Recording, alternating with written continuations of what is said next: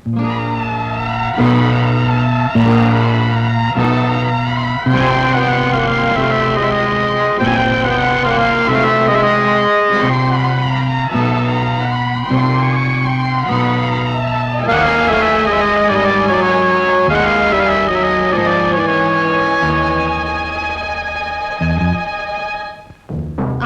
మన పేరు రాయించేసుకున్నాం.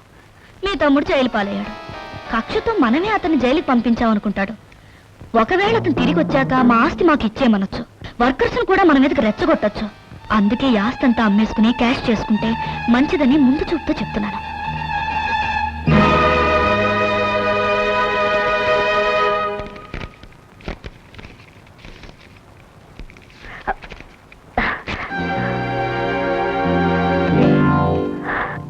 చూడండి, అనుకున్న ప్రకారం అన్ని సామాన్లతో సహా ఈ ఇంటిని వారం రోజుల్లాగా నాకు అప్పచెప్పాలి. బాలేవారండి, ఇల్లు అమ్మేశాక కూడా ఇంట్లో ఉండడానికి మా అల్లుడు ఎవరనుకున్నారు? అలాంటి వాడు ఎలాంటి వాడు కాదు, సాక్షాత్తు పురుషోత్తమరావు గారి సుపుత్రుడు. లోపల దాచే అల్లుడి ఆస్తంతా ఫ్యాక్టరీతో సహా అమ్మించేసి క్యాష్ బీరువాలో పెట్టించి వచ్చాను. దాన్ని ఈ వేళే కొట్టేయడానికి ముహూర్తం పెట్టాను. స్పృహ లేకుండా ఇంట్లో వాళ్ళంతా నిద్రపోవడానికి అన్నంలో మత్తు మందు కలిపేశాను. ఈ పాటికి వాళ్ళు తింటూ ఉంటారు. రాత్రి 11 అయ్యేసరికి ఆ ఇంట్లో ప్రవేశిస్తాను.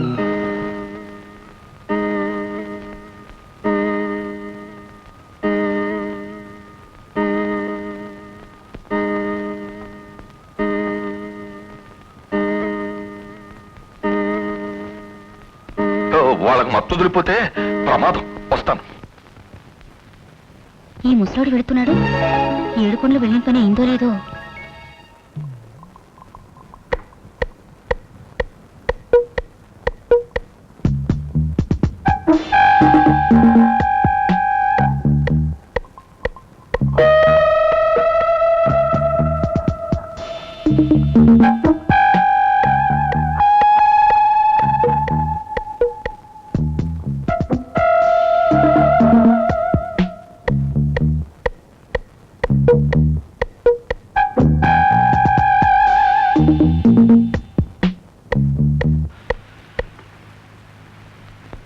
అక్కడ ఎవరో చెప్పులున్నాయి. ఎవరివై ఉంటాయి చెప్పమా?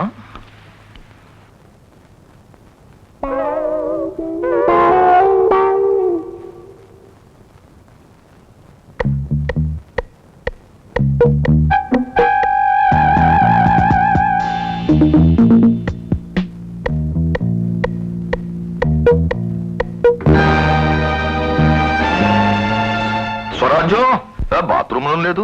ఎక్కడికి? బట్టలు పెట్టి లేదు. ఏమైపోయాయి సామాన్? ఆదిమూర్తి మామయ్య గారికి నమస్కారములు. బట్టతలవాడికి బంగారపు దుమ్మునిస్తే ఎంత ఉపయోగమో వయస్సు అయిపోయిన మీకు నేను అంతే అందుకే మిమ్మల్ని వదిలిపెట్టి 7 కొండలు తీసుకుని హనీమూన్కి వెళ్ళిపోతున్నాను.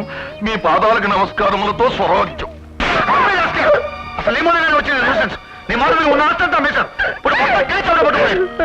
కొంపదీసి ఆ రవిగాడి భార్య మన ఏడిపించడానికి ఆ డబ్బు కాజేసిందేమోనని నా అనుమానం. అవును, అదే తీసుకుంటుంది. ఇప్పుడు అది ఎక్కడా?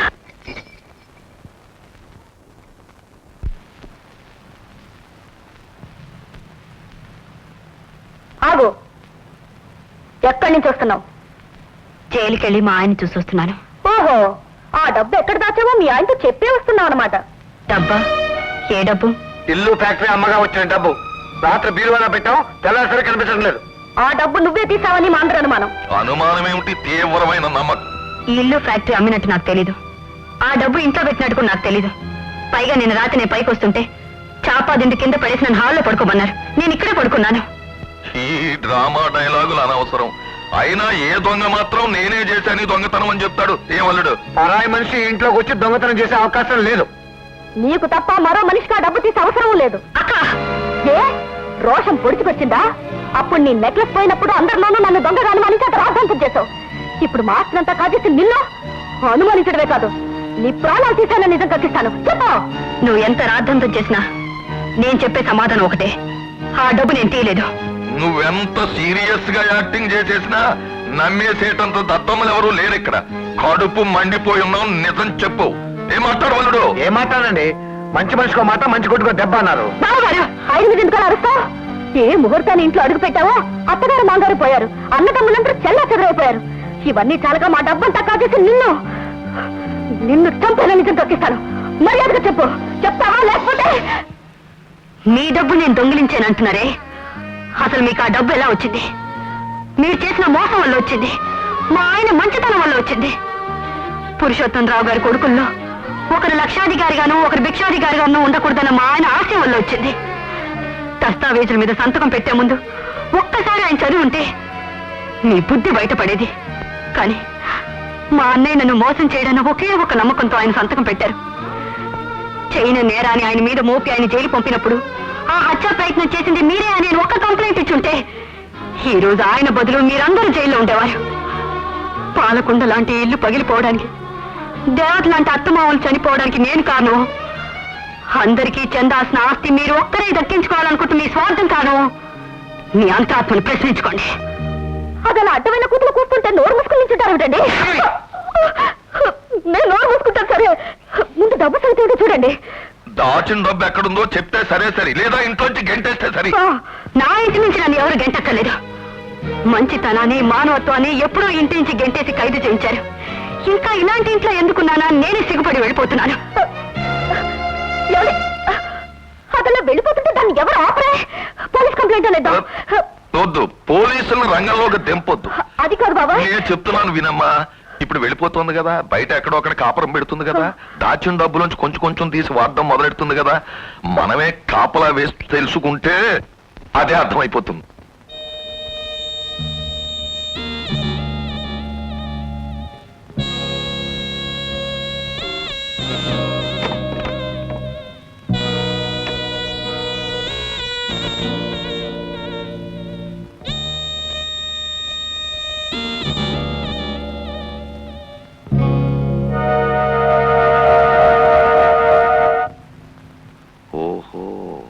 మొత్తానికి సొంత కొంపలోనే సేఫ్టీ అని క్యాష్ ఇక్కడే దాచిందన్నమాట.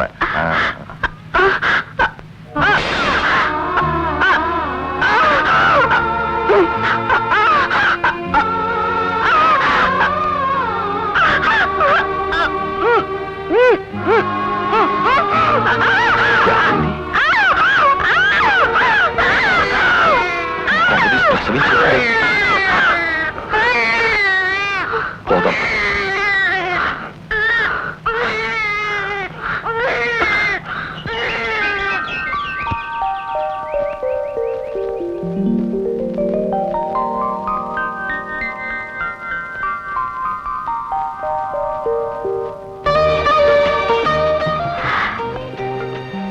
ఏమిటిది? ఏంటి, నేను ముద్దు పెట్టింది నీకు అనుకున్నావా? చాలే, లోపల ఉన్న పాపకి. పాప ఏదో పెద్ద తెలిసినట్టు.